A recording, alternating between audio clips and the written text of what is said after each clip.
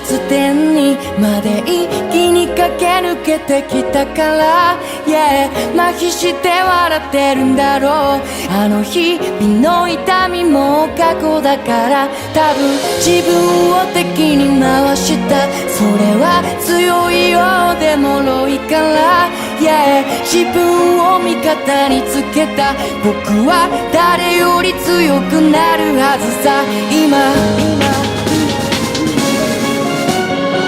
最高到達点にまで一気に駆け抜けてゆくから